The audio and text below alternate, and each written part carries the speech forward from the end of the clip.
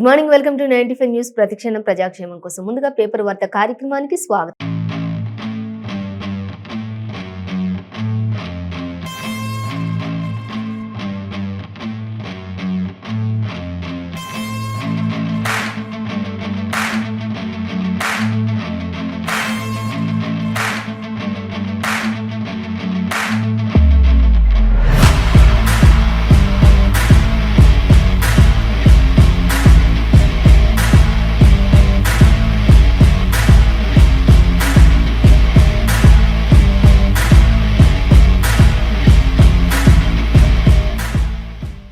ఈ రోజు మన ముందు ఈనాడు, ఆంధ్రజ్యోతి దినపత్రికలోని మరి ఏ దినపత్రికలో ఏ వార్తలు అనేది మనం మొదటిగా చూసుకున్నట్లయితే ఫస్ట్ వచ్చేసి మనం ఈనాడు దినపత్రిక చూసుకున్నాం. ఈనాడు దినపత్రికలో మనకి ప్రధానంగా అంటే అవినీతి పరులను వదలం అంటూ కూడా ప్రధాని మోదీ నిన్న జరిగినటువంటి ఆయన ప్రసంగంలోని అంటే బారాస యొక్క కాంగ్రెస్ బొమ్మ బోరుసు లాంటివి అంటూ బీజేపీని ఉద్దేశించి ఇటు కాంగ్రెస్ ను ఉద్దేశించి ప్రధాని మోడీ ప్రసంగించినట్టుగా మనం గమనించవచ్చు.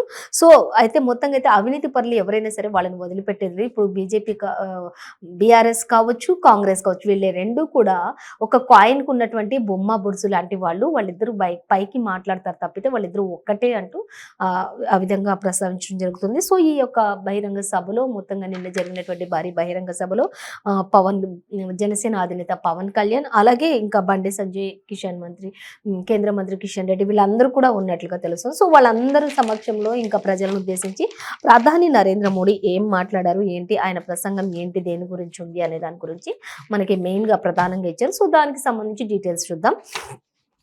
అలాగే ఇక మరొక వార్త చూస్తేనేమో కాంగ్రెస్ ని అసలు నమ్మొద్దు అంటూ ఇటు కేసీఆర్ మాట్లాడుతూ ఉన్నారు. అయితే కాంగ్రెస్ వాళ్ళు కూడా చెప్తూ ఉన్నారు బీఆర్ఎస్ ని కానీ బీజేపీని కానీ నమ్మొద్దు, వాళ్ళు కూడా ఇద్దరు ఒకటే చీకటి ఒప్పందాలు చేస్తూ ఉంటారు అంటున్నారు.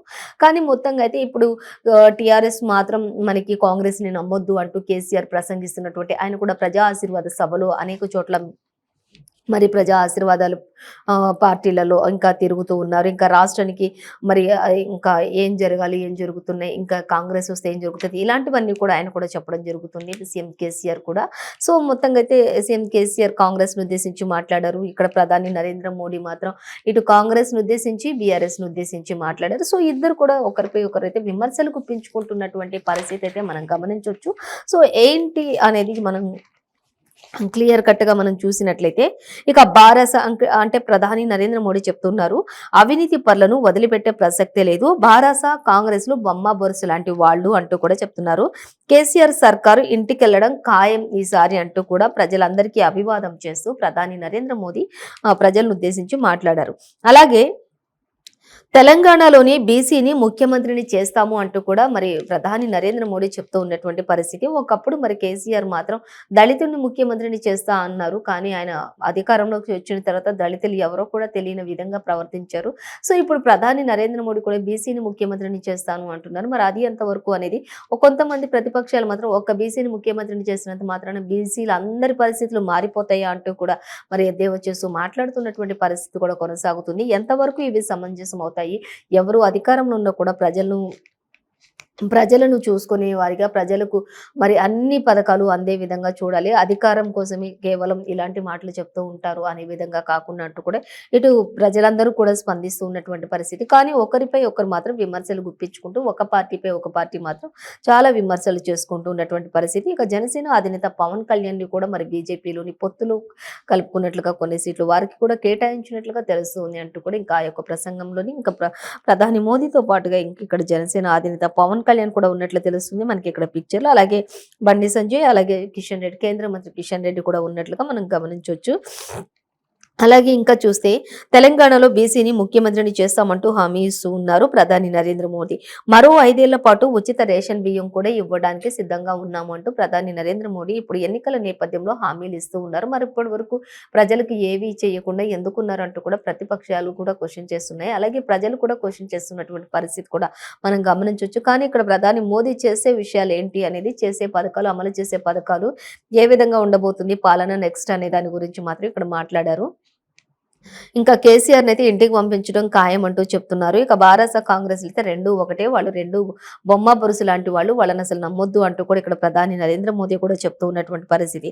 ఇక బీసీ ఆత్మగౌరవ సభలోని ఆయన అనేక విషయాలను ఉద్దేశించి బీసీని ఖచ్చితంగా ముఖ్యమంత్రిని చేయటమే లక్ష్యంగా ముందుకెళ్తున్నాం. ఖచ్చితంగా పార్టీని గెలిపించండి. పార్టీ బలోపేతానికి ముందుకు నడిపించండి అంటూ కూడా అక్కడ శ్రేణులున్న వాళ్ళందరికీ కూడా ఆయన హితవు చేస్తున్నట్లుగా తెలుస్తూ ఉన్నట్లుగా మనం గమనించొచ్చు. ఇక తెలంగాణలోని బీసీ, ఎస్సీ, ఎస్టీ పేదలకు వ్యతిరేకంగా ఉంది భారత సర్కార్ అంటూ కూడా ఇప్పుడు బీసీ ఎవరైతే ఉన్నారో ఎస్సీ ఎస్టీ ఎవరైతే ఉన్నారో వీళ్ళందరికీ వ్యతిరేకంగా ఉన్నటువంటి భారత ప్రభుత్వాన్ని ప్రస్తుతం ఉన్నటువంటి రాష్ట్ర సర్కార్ని ఇంటికి పంపించడం ఖాయం అంటూ కూడా ప్రధాని నరేంద్ర మోడీ చెప్తూ ఉన్నటువంటి పరిస్థితి. ఆ యొక్క ప్రసంగంలో బీసీ ఆత్మగౌరవ సభలో ఆయన ప్రజలను ఉద్దేశించి అలాగే ఇప్పుడున్న ప్రజెంట్ రాష్ట్ర సర్కార్ని ఉద్దేశించి ఆయన మాట్లాడుతున్నటువంటి మాటలు. అలాగే ఇంకా మనం చూసినట్లయితే ఇంకా నరేంద్ర మోదీ ఇంకా వారసాన్ని ఇంటికి పంపించడం ఖాయం అంటూ కూడా పిలుపునిచ్చారు. అవినీతిని అంతం చేస్తామని కూడా ఆయన చెప్తూ ఉన్నారు. అదే విధంగా అట్ ది సేమ్ టైంలో కుటుంబ పాలన అంటూ కూడా ఆయన సంబోధించడం జరుగుతుంది. అవినీతి పాలన అలాగే ఇంకా పేదలు ఎవరిని కూడా పట్టించుకోలేనటువంటి పాలన అంటే ఎస్సీ, ఎస్టీ అలాగే బీసీ వర్గాలు ఎవరిని కూడా పట్టించుకోలేనటువంటి పాలన అలాగే ఇంకా మరి కుటుంబ పాలన మాత్రమే కొనసాగించుకుంటున్నారు అనేది కూడా ఆయన ఇక్కడ ప్రసంగించడం జరుగుతుంది. ఖచ్చితంగా ఆ పాలనను అంతమొందించడమే లక్ష్యంగా మనం ముందుకు వెళ్ళాలి అంటూ కూడా ప్రజలందరికీ కూడా ఆ పాలన ఇప్పుడు ప్రజెంట్ ఉన్నటువంటి రాష్ట్ర సర్కార్ పాలన ఏదైతే ఉందో ఆ పాలనకు విముక్తి కలిగించాలి ప్రజలందరికీ అనేదే నా లక్ష్యంగా ముందుకు సాగుతున్నాను అంటూ ప్రధాని నరేంద్ర మోదీ చెప్పడం జరుగుతూ ఉన్నట్లుగా మనం ఇక్కడ గమనించొచ్చు ఈనాడు దినపత్రికలో. అలాగే ఇంకా మనం చూసినట్లయితే ఇక అవినీతికి పాల్పడినటువంటి వారిని వదిలిపెట్టే ప్రసక్తి కూడా లేదని చెప్పి ప్రధాని మోదీ ఖచ్చితంగా చెప్పారు. ఇంకా అలాగే సీఎం కేసీఆర్ అహంకారి అని కూడా ఆయన సర్కార్ ఈసారి ఓడిపోవడం ఖాయం అంటూ కూడా చెప్తున్నారు. సీఎం కేసీఆర్ కి చాలా అహంకారం ఎక్కువ అంటూ కూడా ప్రధాని నరేంద్ర మోడీ సంబోధించడం జరుగుతూ ఉన్నటువంటి పరిస్థితి. అలాగే ఇంకా ఆయనను ఖచ్చితంగా ఇంటికి పంపించిన అంత అహంకారాన్ని ఇంకా సర్కార్ నడిపించడానికి వీల్లేదు అంటూ కూడా ఆయనను ఇంటికి పంపించడమే లక్ష్యంగా ముందుకు సాగుతున్నాం అంటూ కూడా చెప్తూ ఉన్నారు. ఇంకా అలాగే ఇంకా చూసినట్లయితే భాజపా ఆధ్వర్యంలోని మంగళవారం హైదరాబాద్లో ఎల్బీ స్టేడియంలోని నిర్వహించిన బీసీ ఆత్మగౌరవ సభకు మోదీ ముఖ్య అతిథిగా హాజరయ్యారు. వారితో పాటుగా ఇంకా పవన్ కళ్యాణ్ అలాగే ఇంకా బండి సంజయ్ అలాగే కిషన్ రెడ్డి అలాగే ఇంకా ఇతరాతర మంత్రులు నేతలందరూ కూడా హాజరయ్యారు. అక్కడ భారీ సంఖ్యలో వేలాదిగా ప్రజలు కూడా తరలి వచ్చారు ఈ యొక్క మోడీ సభకు అంటూ కూడా చెప్తూ ఉన్నటువంటి పరిస్థితి. మొత్తంగా అయితే ఇక్కడ ప్రసంగించింది ఏంటి అనేది చూస్తే అవినీతి పనులను వదిలిపెట్టే ప్రసక్తి అయితే లేదు. కుటుంబ పాలన అంతమొందించడమే ఇంకా రాష్ట్ర సర్కార్లు సీఎం కేసీఆర్ కి ఇప్పుడున్నటువంటి రాష్ట్ర సర్కార్ సీఎం కేసీఆర్ కి అహంకారం ఎక్కువ. ఇలాంటి అహంకారాలను అసలు ఉంచకూడదు. కుటుంబ పాలనను అంతమొందించాలి. బీసీలకు ఎస్సీ ఎస్టీలకు న్యాయం జరగట్లేదు. వాళ్ళకి న్యాయం జరగడానికే మనం ఇప్పుడు బీజేపీని గెలిపించుకోవాల్సిన అవసరం ఉంది అంటూ కూడా ప్రజలందరికీ చెప్పడం జరుగుతుంది.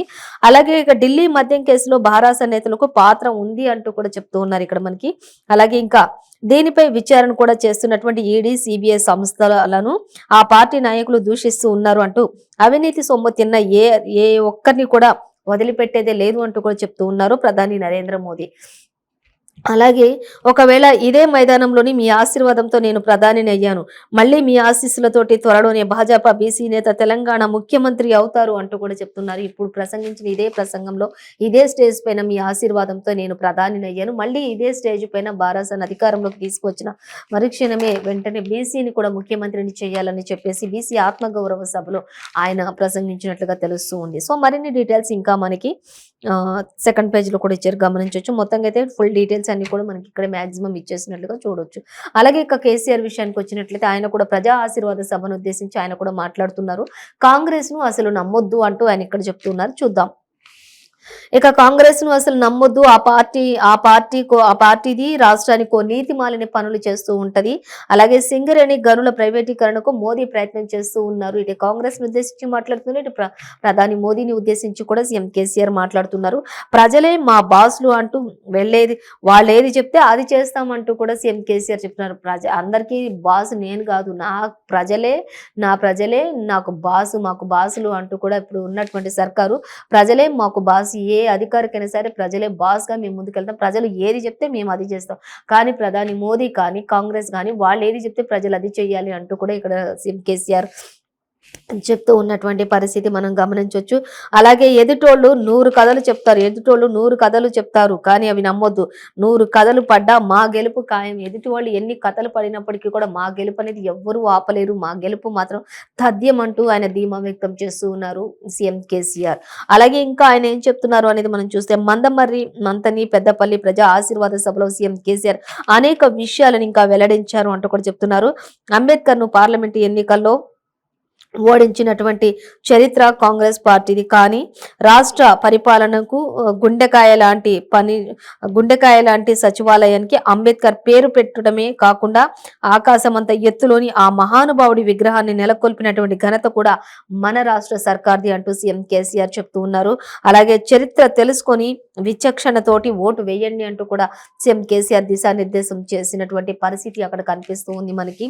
ప్రజా ఆశీర్వాద సభలో ఆయన నిన్న మందమర్రి, మంతని, పెద్దపల్లి జిల్లాలో ఆయన పర్యటించారు. అక్కడ ప్రజా ఆశీర్వాద సభలో ఇవన్నీ విషయాలు కూడా అంటే సో మరొక వార్త మనం చూసినట్లయితే ఛత్తీస్గఢ్ గురించి చూద్దాం. ఛత్తీస్గఢ్ లో మనకి ఈనాడు దినపత్రికలో 70.87% పోలింగ్ అంటూ ఇచ్చారు. ఇక పలు చోట్ల ఎదురుకాల్పులు కూడా జరిగినట్లుగా తెలుస్తుంది అక్కడ మనకి.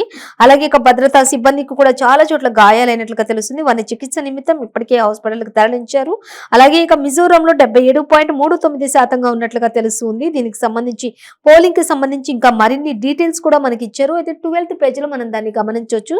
అలాగే ఇక బీహార్లో రిజర్వేషన్లు 65% పెంచినట్లుగా తెలుస్తుంది. సీఎం నితీష్ ప్రకటన చేశారు ఈ విషయాన్ని. అలాగే రేపు అసెంబ్లీలో కూడా బిల్లు పాస్ అయ్యే అవకాశం ఉండొచ్చు అంటూ కూడా మనకి క్లియర్ గా మెన్షన్ చేశారు. అయితే మరిన్ని డీటెయిల్స్ ఇంకా దీనికి సంబంధించి కూడా మనం 12th పేజీలో చూడొచ్చు. అలాగే ఇక మరొక వార్తాపత్రిక మనం చూసినట్లయితే ఈ ఆంధ్రజ్యోతి దినపత్రిక చూద్దాం. ఆంధ్రజ్యోతి దినపత్రికలో మనకి ఫస్ట్ అంటే ఒంటి చేత్తో కొట్టేశాడు అనేది మనకి ఇక్కడ ఇచ్చారు. ఇంకా అలాగే గ్లెన్ మ్యాక్స్వెల్ అనేది అజయ్ డబుల్ సెంచరీ కొట్టాడు అనేది ఇచ్చారు. ఆఫ్ఘన్ అసాధారణ నీతితో అసాధారణ రీతిలోని బ్యాటింగ్ కొనసాగించాడు. ఇక ప్రపంచ కప్ సెమీఫైనల్ కు చేరినటువంటి ఆస్ట్రేలియా అంటూ కూడా మనకి ఇచ్చారు. ఇక దీనికి సంబంధించి మనకి మరిన్ని డీటెయిల్స్ మాత్రం 2nd పేజీలో అలాగే స్పోర్ట్స్ పేజీలో కూడా ప్రస్తావించడం జరిగింది, గమనించవచ్చు. మొత్తం అయితే ఒంటి చేత్తోనే కొట్టేశాడు అనేది గ్లెన్ మ్యాక్స్వెల్ అనేది అజయ్ డబుల్ సెంచరీని కొట్టాడు. ఆఫ్ఘాన్ పై అసాధారణ రీతిలో బ్యాటింగ్ చేసినట్లుగా తెలుస్తుంది. ఆస్ట్రేలియా గెలుపుకు దగ్గరలో ఉంది అంటూ కూడా మనకి ఇక్కడ ఇవ్వడం జరుగుతుంది. సో ఇక మరొక వార్త మనం చూస్తే మోదీకి ప్రైవేటీకరణ పిచ్చి పట్టిందంటూ సీఎం కేసీఆర్ ఇంకా ప్రజా ఆశీర్వాద సభలో ఆయన మందమరిలో ప్రసంగించినటువంటి ప్రసంగంలో ఆయన ప్రస్తావించారు. సో అలాగే అంటే ప్రతిదాన్ని కూడా మోదీ ప్రైవేటీకరణ చేద్దామంటూ ఆయనకు ఆ పిచ్చి ఎక్కువగా పట్టింది అంటూ సీఎం కేసీఆర్ ప్రధాని ఉద్దేశించి కూడా మాట్లాడుతున్నారు. ఇటు ప్రతిపక్షాలను ఉద్దేశించి కూడా సీఎం కేసీఆర్ మాట్లాడుతూ ఉన్నటువంటి పరిస్థితి. అలాగే మనం మరొక వార్త చూస్తే లిక్కర్ లింకులు అంటే ఇక్కడ ప్రధాని కూడా నిన్న జరిగినటువంటి బీసీ ఆత్మగౌరవ సభకు సంబంధించి కూడా ప్రధాని కూడా మాట్లాడారు. ఇటు కాంగ్రెస్ ను ఉద్దేశించి కూడా మాట్లాడారు, ఆయన బీఆర్ఎస్ ను ఉద్దేశించి కూడా మాట్లాడారు. ప్రధాని నరేంద్ర మోడీ రెండు కూడా బొమ్మ బురుసు లాంటి వాళ్ళు, ఒకటే కాయిన్ ఉంటుంది వాళ్ళది అంటూ కూడా ఆయన కూడా చెప్తూ ఉన్నారు.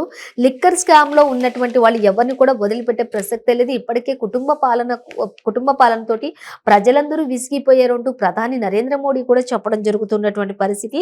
దర్యాప్తు సంస్థలపై రంకెలు వేస్తున్నటువంటి బీఆర్ఎస్ పై ప్రధాని నరేంద్ర మోదీ ధ్వజమెత్తారు అనేది కూడా మనకి ఇక్కడ క్లియర్ గా మెన్షన్ చేశారు నిన్న ఆయన మాట్లాడినటువంటి ప్రసంగంలో. సో ఆ ప్రసంగంలోని ఆయన ప్రజలను ఉద్దేశించి మాట్లాడుతున్నప్పుడు, పార్టీలను, ప్రతిపక్షాలను, అధికార పార్టీలను ఉద్దేశించి మాట్లాడుతూ ఉన్నప్పుడు ఇంకా అక్కడ ఉన్నటువంటి ఇంకా బండి సంజయ్, అలాగే కేంద్ర మంత్రి కిషన్ రెడ్డి, అలాగే జనసేన అధినేత పవన్ కళ్యాణ్ ఇంకా అందరూ కూడా అక్కడ స్టేజ్ పైనతో పాటుగా ఉన్నట్లుగా తెలుస్తుంది. సో మొత్తంగా అయితే అక్కడ అందరూ కూడా ఆయనను ఉద్దేశించి ఆయన సభకు అనేక తండోపతండాలుగా తరలి వచ్చినట్లుగా కూడా తెలుస్తుంది అంటూ ఇచ్చారు.